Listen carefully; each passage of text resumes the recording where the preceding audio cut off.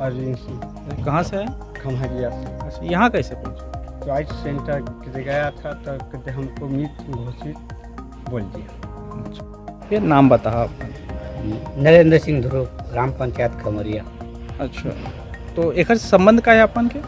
ये भी है किसान निधि पर जो है ना पेंशन जो 500 रुपये मिलता है 4 महीने में 2000, उसी के संबंध में था सर। KYC अपडेट कराए थे ये, और सत्यापन करता अधिकारी जो है इनको मृत घोषित कर दे, तो उसी के जांच में हम रिपोर्ट करवाई होती है, यहाँ आवेदन देने आए थे थाना पे। अच्छा, तो कौन सा काम लेके गए थे जिनको पता चला कि मृत घोषित हो गया है? ये ऑनलाइन अपडेट देखने गए थे आधार लगा के। अच्छा, चेक करने, तो उसमें जब निकाले कॉपी ने तो उसमें बताया कि आपका तो डेट हो चुका है इसमें, तो उसको जब देखे उसके बाद थाना आए हैं कंप्लेन करने के लिए इस संबंध में। अच्छा, इसके निराकरण क्या हो, कहीं गए क्या? इनका निराकरण उच्च अधिकारी ही कर पाएंगे सर। जो मूल्यांकन सत्यापन जो किए हैं पिछले वर्ष में 2022 में, उन्हीं का इसमें है।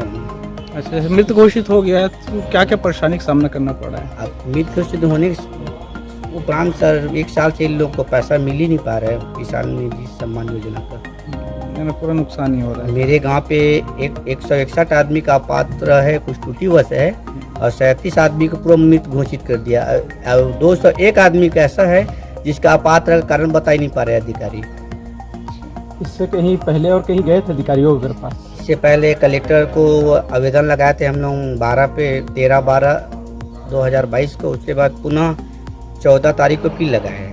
उसके जांच के लिए अधिकारी वहां से फिर गठित हुए हैं, तो वही लोग फिर आके वही घटना बता रहे हैं जो पूर्व में किए गए थे कि आपका राशि आने वाला है, अभी आया नहीं है। और हम लोग के गांव में आधा आदमी को पैसा मिल गया बोले, जबकि हम लोग के गांव में एक आदमी को भी राशि नहीं मिला किसान निधि का। अच्छा, यहाँ थाने में क्या बोला जा रहा है? थाना में यहाँ पर आपका आवेदन कलेक्टर महोदय लेंगे, हम नहीं लेंगे ऐसा कि वापस कर दें। अच्छा, तो इसके बाद आगे की रणनीति क्या रहेगी आपकी? आगे की रणनीति अब हम लोग जाएंगे सेंट्रल गवर्नमेंट के पास जाएंगे, जैसे कि अरुण शाह है, उनके पास भी आवेदन दिया, लेकिन हम लोग का कार्रवाई नहीं कर रहे, तो उनके पास जाके कुछ सलाह मशवरा लेंगे।